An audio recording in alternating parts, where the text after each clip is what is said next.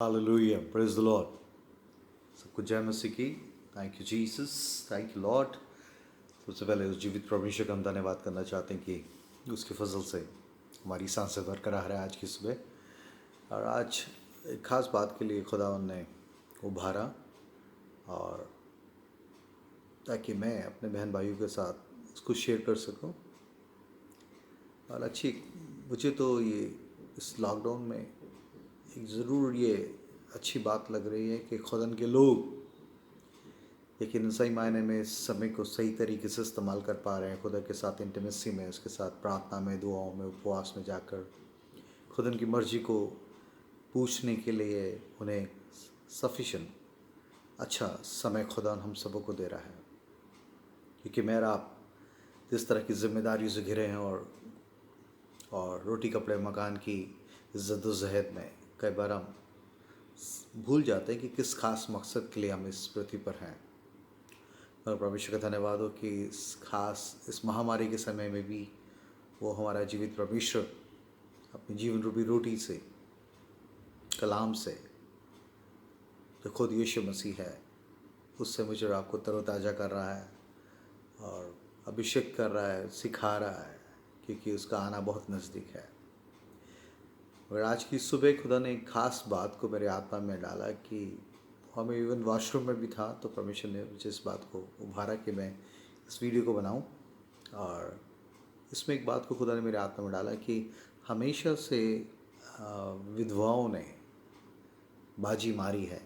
ये शब्द मैं आपको बताना चाह रहा हूँ कि हमेशा से विधवाओं को परमेश्वर ने अपने कलाम में ऑनर किया, उनके फेथ को ऑनर किया है, उनको रिकॉर्डेड करवाया है होली स्पिरिट के द्वारा।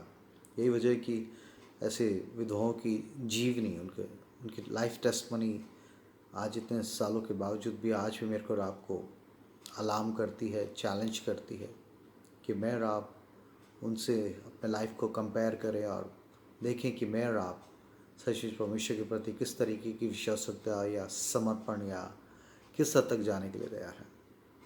तो परमेश्वर ने दो विधवाओं को, मुझे वैसे तो बहुत सी विधवाओं का जिक्र है, मगर दो विधवाओं के बारे में इस खास बुरे वक्त में जब सब लोग अपनी जद्दोजहद में अपने आप को संभालने और अपनी ज़रूरतों को पूरा करने के लिए रख रखाव और बचाव, एक डिफेंसिव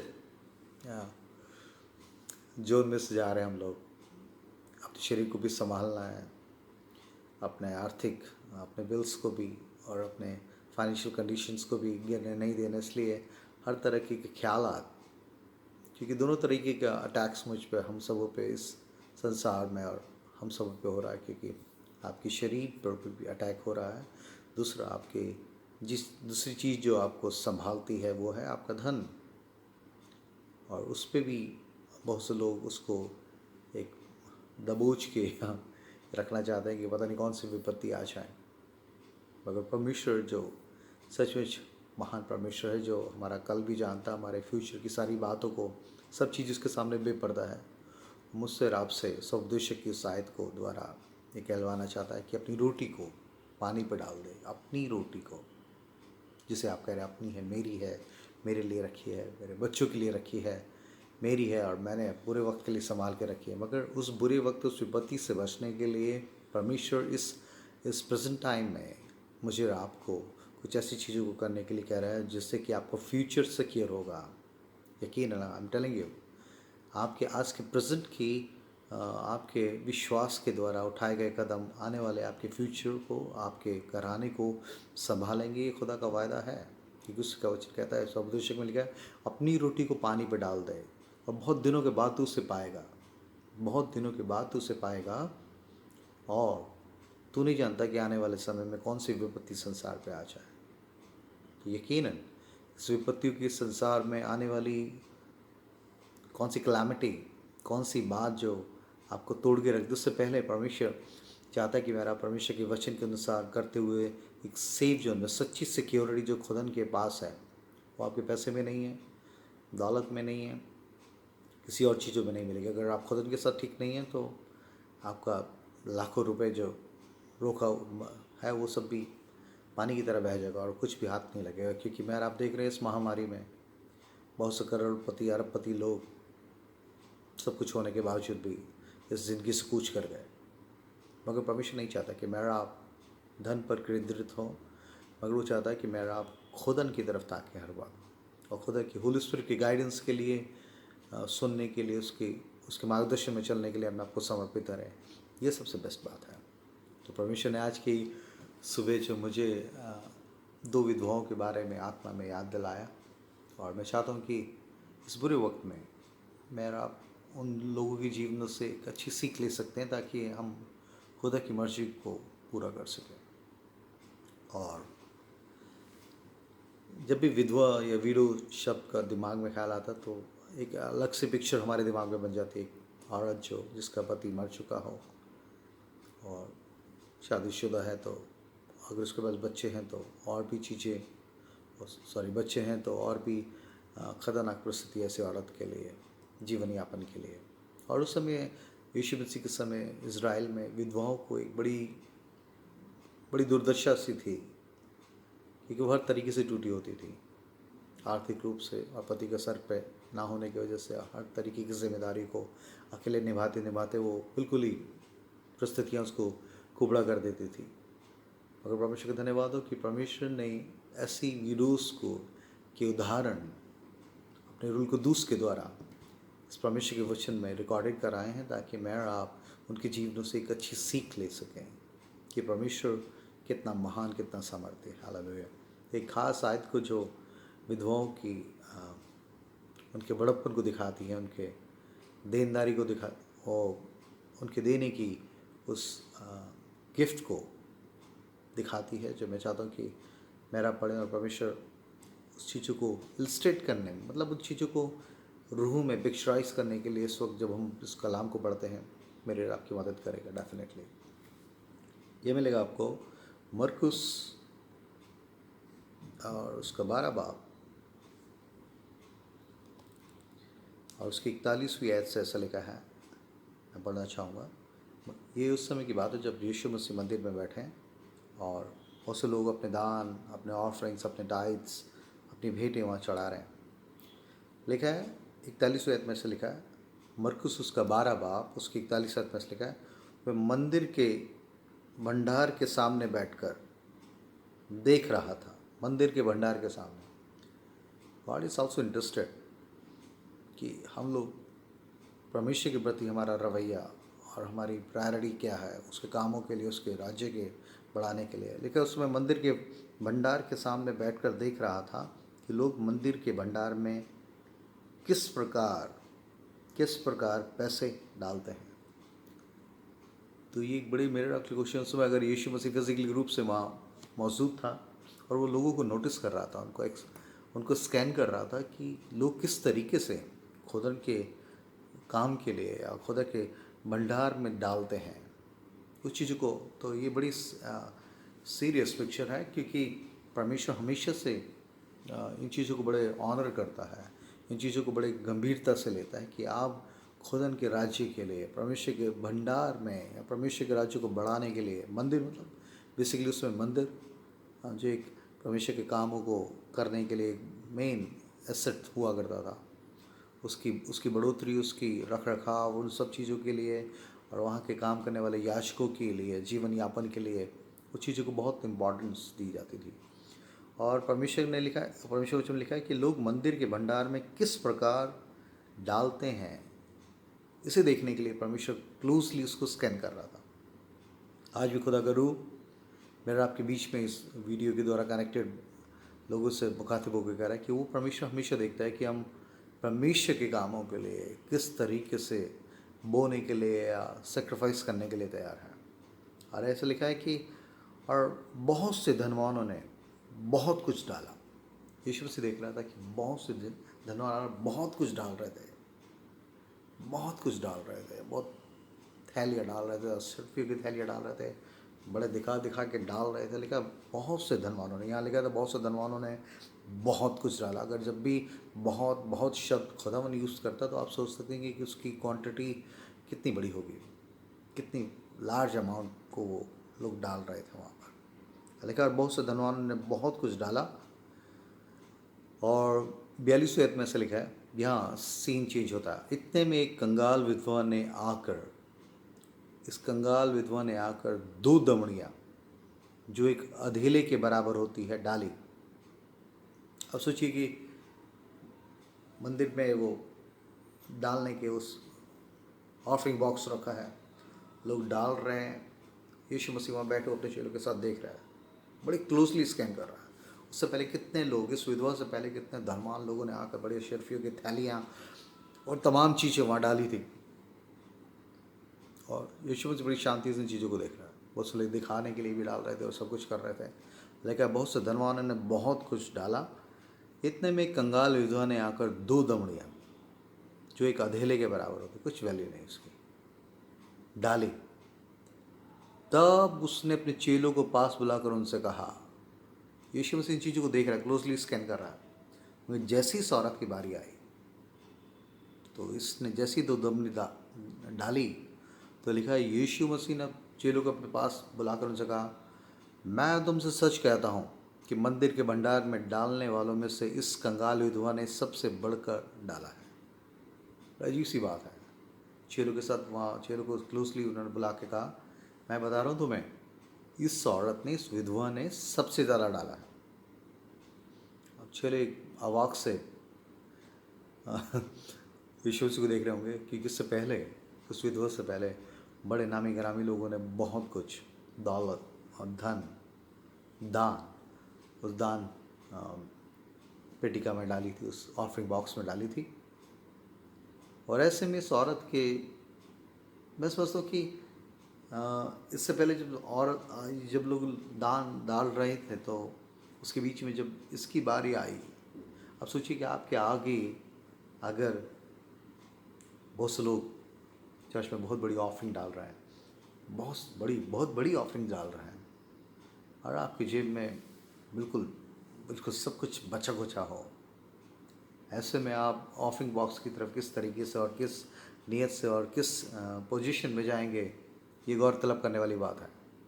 तो सोचता हूँ कि इससे पहले जब लोग इतना इतना बड़ा बड़ा ऑफरिंग डाल रहे थे, तो इस औरत की भी को बड़ा बेचैनी हो रही होगी। और मैं सोचता हूँ कि जब इसकी बारी आई दान डालने की, तो इसने क्या किया होगा। मैं सोचता हूँ कि इसकी 2 दमड़ियाँ कोई देख ना ले, इसको उसने अच्छी तरीके से मिट्टी में बीज कर, ताकि किसी को पता ना लगे। उस ऑफरिंग बॉक्स की तरफ गई होगी और उसने डाली, क्योंकि आपके पहले अगर कोई लाखों रुपए डाल रहा है और आपकी जेब में एक 50 रुपये का नोट हो, तो आपकी क्या स्थिति होगी। मैं सोचती इस औरत, ये विधवा औरत, उस दमड़ी को बड़ी बड़ी साइलेंटली, बड़ी बेचार उस डर के साथ उसने जाके वहाँ डाल दी, और किसी को नहीं पता लग रहा था कि इसने क्या डाला है, और लोगों ने इस पर गौर तलब भी नहीं किया होगा, क्योंकि इस फटेहाल विधवा क्या डाल सकती है, लोग जानते थे उसको, इसका आदमी मर चुका है और इतना साल से हमारे गांव में रहती है, और ये किसके क्या होगा, किसी ने इस पर गौर तलब नहीं किया। मगर जैसे ही उसने डाला, एकदम यीशु मसीह ने अपने चेलों को बुलाया और उठ के खड़े होकर उन्होंने इस चीज़ को कहा होगा, क्या कहा पता, कि इस औरत ने सबसे ज़्यादा डाला है, इस औरत ने सबसे ज़्यादा। चेलों को समझ नहीं आ रहा है इसने क्या सबसे ज़्यादा डाला है। बाहर से तो उसकी हालत इतनी खस्ता सी लग रही है, ये कैसे क्या सबसे ज़्यादा डाल सकती है। मगर यीशु मसीह ने आगे लिखा है कि मैं तुमसे सच कहता हूँ कि मंदिर के भंडार में डालने वालों में से इस कंगाल विधवा ने सबसे बढ़कर डाला है, क्योंकि सब ने अपने धन की बढ़ती में से डाला है, परंतु उसने अपनी घटी में से जो कुछ उसका था अर्थात अपनी सारी जीविका डाल दी है। मैं इस चीज़ को इलस्ट्रेट करने लगा कि इस औरत के बच्चे होंगे, पता नहीं, ये विडो औरत पता नहीं कहाँ खेत पे काम करती होगी, पता नहीं किसी के घर में बर्तन मांजती होगी, कुछ पता नहीं, अपने जीवन यापन के लिए ये किस तरीके का पेशे का काम करती थी, कोई नहीं जानता था। मगर जब खुदन के राज्य में बोने की बात आई, मैं सोचता हूँ कि करके कुछ अपने दिहाड़ी लेके ये जा रही होगी घर में, कि शाम को घर पहुँच के अपने बच्चों के लिए आज खिचड़ी बनाऊंगी या जो भी कुछ है। मगर जब खुदन को देने की बात आई, और सच हो सकता है इसके बच्चे वेट कर रहे हो कि माँ आएगी तो आज कुछ खाना बनाएगी, मगर इस औरत ने अपनी उन बची हुई 2 दमड़ियों को भी खुदा के राज्य में डाल दिया। तभी यीशु मसीह ने कहा सब लोगों ने अपनी बढ़ती में से डाला है। अब 20 लाख में से अगर आप 2 लाख डाल भी रहे हैं तो it's not a big deal. अगर आपके पास 1000 रुपया है और 1000 का 1000 आप सिर्फ 1000 रुपये बचा हुआ है और वो ही बो रहे हैं, तो ये बहुत ही काबिल तारीफ़ खुदा की नज़र में चीज़ होगी। क्योंकि परमेश्वर ये नहीं देखते कि आप कितना डाल रहे हैं, उस चीज़ को देखता है कि आप कितना रख छोड़ा है आपने पीछे। मगर इसने लिखा, इसने अपनी जीविका और कुछ ना रख छोड़ा, सब कुछ डाल दिया। अब एक औरत जो हर तरीके से फाइनेंशियली टूटी हुई हो और जिसके बहुत बहुत जिम्मेदारी है, ऐसे में वो कैसे अपनी पूरी जीविका, अपनी पूरी डेली वेज जो उसको मिली थी उसको डाल दिया उसने। क्योंकि ये जानती थी, ये विधवा परमेश्वर विश्वास करती थी, क्योंकि उन्हें उसे मालूम था कलाम में कि खुदावन विधवाओं और अनाथों का खुदावन है और वो उनको संभालने वाला खुदावन है। और इसलिए जब खुदा को देने की बारी आई तो उसने बिल्कुल सेकंड थॉट अपने जीवन में आने नहीं दिया और उस चीज़ को किया। आज मेरा आप इसके जीवन से सीख सकते हैं कि खुदा के राज्य में और खुदा की बातों को बढ़ाने के लिए कुछ खुदा के राज्य में कुछ करने की बारी आती है तो मेरा आप क्या देते हैं? अपना बेस्ट देते हैं या अपना बचा कुछ झूठन या खुरचन अपनी दी उन आशीषों को जो खुदा ने मुझे आपको दिया है उनमें से ही खुदा को शुक्रगुजारी के रूप में देने की बारी आती है, तो मेरा और आपका रवैया क्या होता है? एक बड़ा क्वेश्चन मेरा और आपके लिए आज, एक बड़ा क्वेश्चन मेरा और आपके लिए है कि खुदा उनको देने के धन्यवाद, शुक्रगुजारी या खुदा के कामों को बढ़ाने के लिए जब आपकी देने की बारी आती है तो आप किस तरीके से व्यवहार करते हैं? इस वीडियो का विधवा का नाम जब तक यीशु से दोबारा नहीं आएगा हमेशा के लिए इस होली बुक में रिकॉर्डेड है कि किसने वो किया। उस लोग कह रहे होंगे, अरे क्या इसने सबसे ज़्यादा डाला? चेले भी कह रहे होंगे, क्या डाला प्रभु, इसकी हालत देखो, फटे हाल इसकी, फटी साड़ी, इसके कपड़े बता रहे हैं कि ये क्या हालत है, ये क्या सबसे ज़्यादा डालेगी? अगर खुदा ने इस चीज़ को देखा कि उसने अपना सब कुछ डाल दिया है और उसके फेथ को दिखाता है, उसे मालूम था कि अगर मैं सब कुछ डाल भी दूँ तो मेरा खुदावन जो यहोवा यिरे है मेरे लिए सब कुछ मुहैया करेगा। यकीनन आपके बोने के पीछे एक बड़ी ब्लेसिंग छुपी है। मैं सही बता रहा हूँ मैं आपको, मेरे बहुत से मैंने अपनी लाइफ में पर्सनली एक्सपीरियंस किया। कई बार ऐसी चीज़ें परमेश्वर ने करने को बोली जिससे कि मेरा शरीर बिल्कुल सहमति में नहीं था। मैंने कहा खुदा नहीं तो मेरे लिए रखा है, ये घर की किराए के लिए रखा है, ये बच्चों की फ़ीस के लिए रखा और तू इसको ऐसे करने को कह रहा है। और कई बार जब मैंने परमेश्वर के आत्मा से क्या से लड़ते हुए कई बार फिर अपने आप को दीन करके जब मैंने उन चीज़ों को किया तो उसकी बरकतें और उसका अनुग्रह मैं आज भी भोग रहा हूँ। सही बता रहा मैं आपको, परमेश्वर बहुत महान है। It's not a debtor of anyone, वो किसी का कर्जदार नहीं। खासकर जब मैं आप उन बीजों को जो खुदा के राज्य के लिए और मंदिर में डाल दे हुए लिखा, परमेश्वर के मंदिर, परमेश्वर के मंदिर। आज चर्च की बिल्डिंग की बात नहीं रही, परमेश्वर के मंदिर लिखा, तुम परमेश्वर के मंदिर हो। हाँ, जब दूसरे लोगों के लिए उस मंदिरों को बनाने और संवारने के लिए, उनकी ज़िंदगी को संवारने के लिए खुदा की दी हुई आशीषों में से उन मंदिरों को, आपके बहन भाई, आपके विश्वासी लोग हैं, इस बुरे वक्त में अगर आप उनको फिर से बनाने के लिए कुछ चीज़ें कर रहे हैं, खुदा आपको यकीनन बरकत देगा खुदा। इस वीडियो के बाद एक और विधवा का जिक्र आता है जिसको खुदा ने मेरे आत्मा में लिखा और मैं चाहता हूँ कि मेरा आप उसको भी देख लें। और हम सब लोग बहुत बार इसके बारे में पढ़ा होगा, सारपत की विधवा। ये वो विधवा है जिसको एलिया को उसके पास भेजा गया ताकि वो उसके खाने का इंतज़ाम करे। आप सोचिए, बड़ी अजीब सी परिस्थिति है, पूरे इज़राइल में अकाल पड़ा हुआ है और कोई बारिश नहीं हो रही और लोग मर रहे हैं भूख से, प्यास से। और ऐसे में परमेश्वर इसको पढ़ते हुए परमेश्वर आपको समझाने की उसका पवित्र आत्मा हमारी मदद करेगा। ऐसे लिखा है। और एलिया एक अच्छी जगह पे हैं किधर उसे एक करीत नाम आया, लिखा है खुदा ने यह तब उसकी 17 अध्याय उसका सेकंड किंग, फर्स्ट किंग, उसकी 17 चैप्टर और उसकी सेकंड वर्स से ऐसा लिखा है, तब यहोवा के वचन उसके पास पहुंचा, एलिया के पास पहुंचा, यहाँ से चलकर पूर्व की ओर जाओ और करीत नाम नाले में जो यरदन के पूर्व में छिप जा, उसी नाले का पानी तू पिया कर, और मैंने कौवों को आज्ञा दी है कि वे तुझे वहाँ खिलाएं। यहोवा का ये वचन मानकर वह यरदन के पूर्व में करीत नाम नाले में जाकर छिपा रहा, और सवेरे और सांझ को कौवे उसके पास रोटी और मांस लाया करते थे, और वह नाले का पानी पिया करता था। सोचिए, अच्छी स्थिति, पूरे इज़राइल में अकाल पड़ा हुआ, लोग रोटी के लिए और खाने के लिए हाय तौबा कर रहे हो, बहुत ही दुर्दशा में है।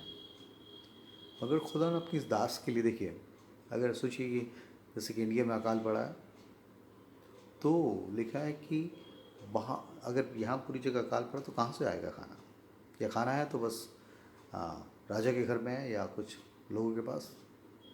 मगर लिखा है कि इसके लिए, क्योंकि पूरी इज़राइल में अकाल पड़ा, कुछ भी नहीं है, और लिखा है कि ये कौवे कौवे कौवे लिखा है उसके लिए रोटी नहीं बल्कि मीट रोटी लाया करता था। सुने, सूखी बची कुची रोटी नहीं, मीट और रोटी। आप सोचिए कि इस अकाल के समय में परमेश्वर इतना सामर्थ्य है कि अपने बच्चों को मीट रोटी खिला सकता है। मीट रोटी, हालेलुया।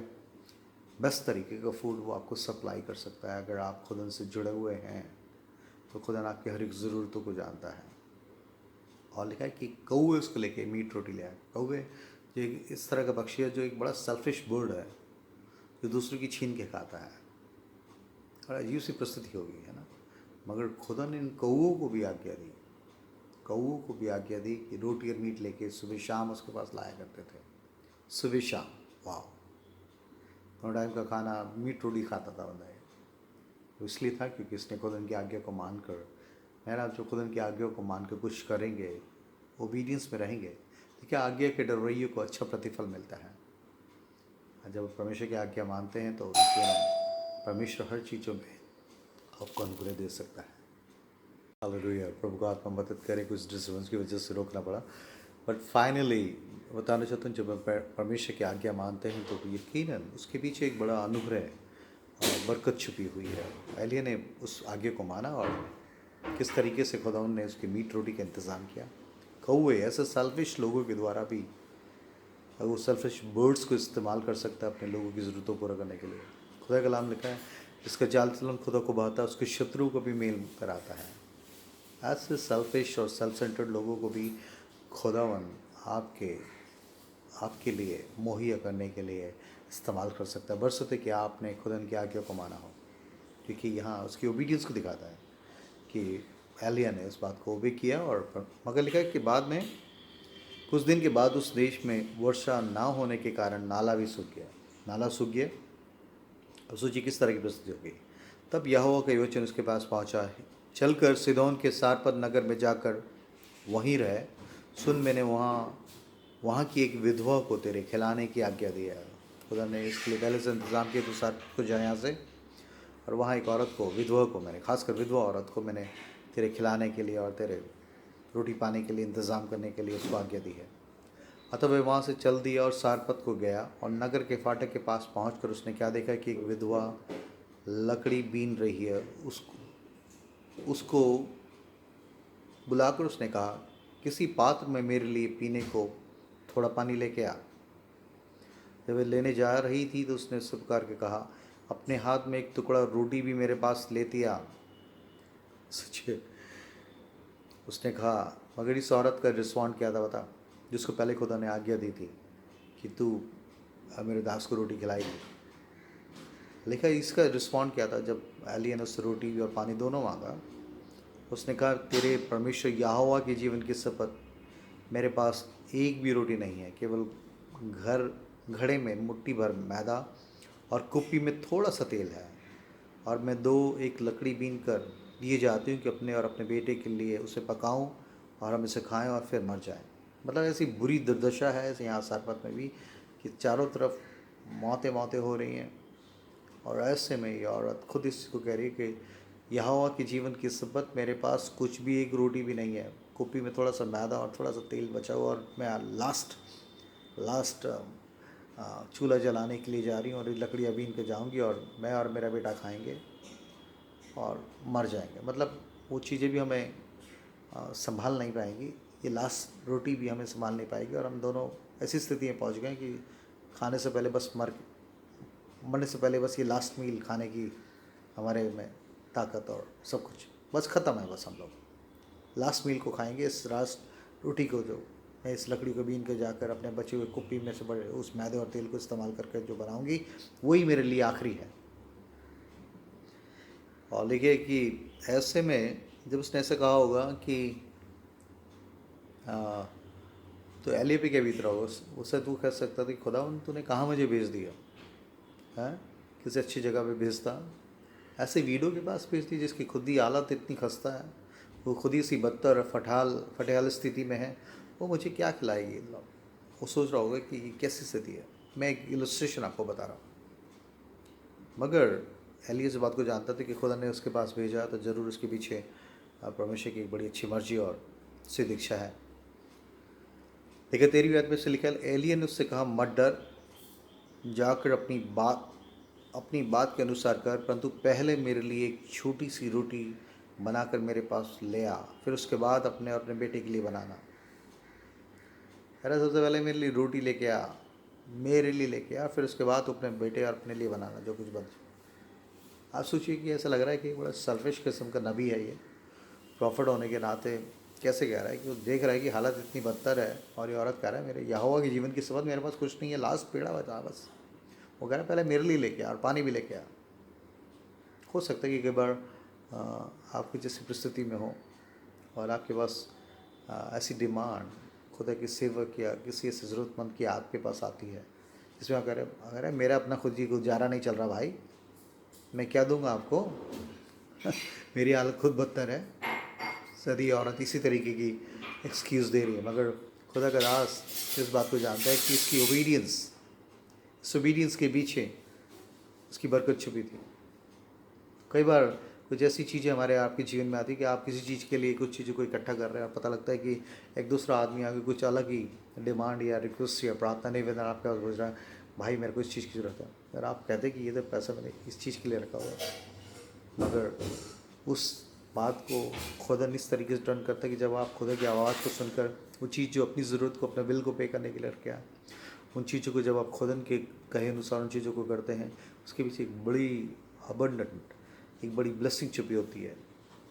और खुदा जानता है कि हमें किस चीज़ की ज़रूरत है, किस चीज़ की ज़रूरत है। परमेश्वर हमें जानता है इस बात को, इसलिए वो चाहता है कि सबसे पहले हम उसकी आज्ञा को माने। उसकी आज्ञा मानने में ही एक ब्लेसिंग, एक ब्रेक थ्रू छुपा हुआ है।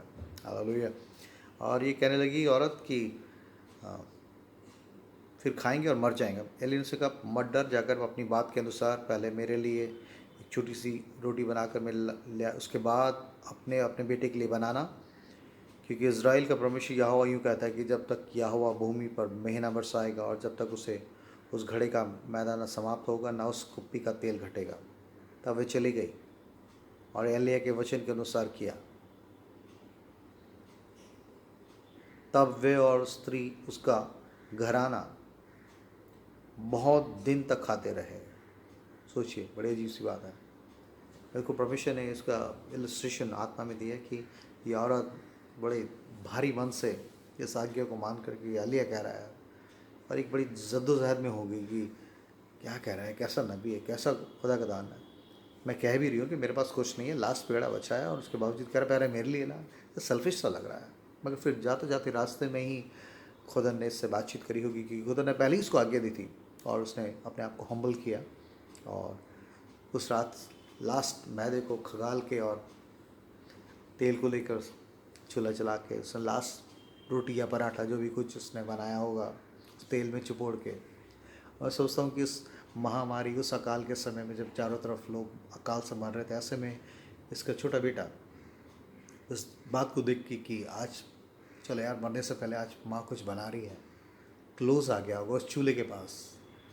और ये मैं समझता हूँ आत्मा में मैंने इस चीज़ को जैसे परमेश्वर ने मुझे सिखाया, मैं चाहता हूँ कि आप इस बात को आत्मा में सीखें और उस रोटी बनाते समय उसको अपने बच्चे की तरफ देख रही थी और कभी रोटी की तरफ देख रही थी, कभी चूल्हे की तरफ देख रही थी।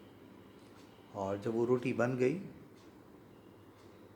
और वो अपने बच्चों के तरफ देख रही थी कि बच्चा देख रहा था कि माँ बना रही है, मुझे सबसे पहले तो मुझे देगी क्योंकि मैं सबसे प्रिय हूँ उसका, सबसे सबसे क्लोज में ही हूँ उसके। चलो कुछ खा के ही मरेंगे दोनों, मैं और मेरी माँ। मगर ऐसे में रोते रोते से मैं समझता हूँ कि इस औरत ने रोटी बनाई होगी और अपने आंसू पोंछते हुए इसने इस रोटी को अपने कपड़े में, अपने आंचल में लपेट के बाहर से वहाँ जो बचा खुचा पानी भी बहुत बहुत मुश्किल था वहाँ, किस तरीके से उसने बचे हुए उस पानी में से पानी और रोटी लेके ये बाहर भागी होगी। और मैं सोचता हूँ कि उस समय उसका छोटा बच्चा जो लाश भूख से बेहाल था, दोनों बेहाल थे, वो अपने चिपकू पेट के साथ चूल्हे के पास आके बैठ गया होगा। वो सोच रहा होगा कि चलो माँ कुछ बना रही है, खा के ही आंखें बंद करेंगे। मगर इस चिपकू पेट पे इसको देखते हुए, अपने बच्चे की तरफ देखते हुए, उसके बावजूद भी इस औरत ने खुदा की आज्ञा को मानने के लिए, जो खुदा का दास मुझसे कह रहा है, तो यकीनन खुदा मुझसे कुछ मैसेज मुझे भेजना चाह रहा है। इसके पीछे ही, इस आज्ञा पालन में, इस ओबीडियंस के पीछे यकीनन कुछ मर्जी खुदा की है और मैं करूँगी। अपने बच्चे के आंसू, या मैं समझता हूँ कि इसका बच्चा थोड़ी दूर उसके पीछे भागा होगा, क्योंकि एलिया भी शहरपना के फाटक पे अंदर नहीं आया। इसके जिस झोपड़ी में रहती है विधवा, उसके वहाँ तक नहीं आया। उसने वहीं भी उसको लकड़ी बीतते समय से बोला कि जा मेरे लिए रोटी और पानी लेके आ। मगर ये औरत और अपनी रोटी को बनाकर अपने आंचल में बांध कर पानी का जो भी कुछ था वो लेके भागी हो गई। मैं सोचता थोड़ी दूर वो बच्चा भी उसके पास चिपके पेट के साथ और भूख से बेहाल उसके पीछे भागा हो। वो सोच रहा होगा कि माँ मुझसे ज़्यादा प्रिय कौन है तुझे, किसको देने जा रही है रोटी, किसकी है, क्या तू मुझे दे पहले। मगर ज़्यादा उसको फॉलो नहीं कर पाया। फाइनली इस औरत ने आकर अपनी रोटी उस पानी को एलिया को दिया और उसने उसे खाया। और उस पर ये लिखा, यहोवा के वचन के मुताबिक जब तक अकाल रहा इसके घर का आटा और तेल कभी ख़त्म नहीं हुआ, मैदा ख़त्म नहीं हुआ। जितना निकालते थे उतना और आता था। बस मैं सोचूं कि सारपत में देखो उसका पूरा घराना उस अकाल के समय में भरपूरी से खाता रहा, ऐसा लिखा है। उसके पूरे उसी व्यक्तिगत इसके और उसके बेटे के लिए उसका पूरा घराना, उससे जुड़े हुए दूसरे लोगों ने भी चीज़ को इसने जाकर शेयर किया होगा, मैं जितना निकालती हूँ तुम्हें चाहिए लीजिए, तुम्हें चाहिए लीजिए। क्योंकि और उसके कुप्पी में तेल आ जाता था और मैदा कभी ख़त्म नहीं हुआ। एक बड़ा सुपरनेचुरल मिरेकल यहाँ इसलिए परफॉर्म हुआ कि इस औरत ने अपनी बदतर स्थिति की परवाह किए बिना खुदन के बात को, खुदा के दास को तृप्त किया, उसको फीड किया। उस विधवा ने भी वहाँ खुदन के राज्य के लिए अपने आप को दे दिया। यहाँ ये खुदन के सेवक के लिए ये विधवा भी एक बेहतर तरीके से नमूना हमारे लिए तय कर रही है। इसलिए इस बुरी पेंडेमिक्स के माहौल में, जहाँ पर मेरे और आप सब अपनी अपनी चीज़ों को संभालने में लगे हुए हैं, एक स्वार्थीपन का आत्मा मेरे और आपको दबोचे हुए हैं कि नहीं तो मेरे लिए है यार, पता नहीं कब तक ये पेंडेमिक रहेगा, कब तक ये अकाल लॉकडाउन रहेगा, कब तक चीज़ें कैसे ठीक होगी, इसको बचा के रखा जाए। मगर परमेश्वर इस बचाए को रखने को खुश नहीं है। वो चाहता है कि ऐसा ना कि जो डेली मुझे और आपको मुझे मन्ना बरसता, जब लोगों ने कोशिश करी कि उसको रखें तो उसमें कीड़े पड़ गए।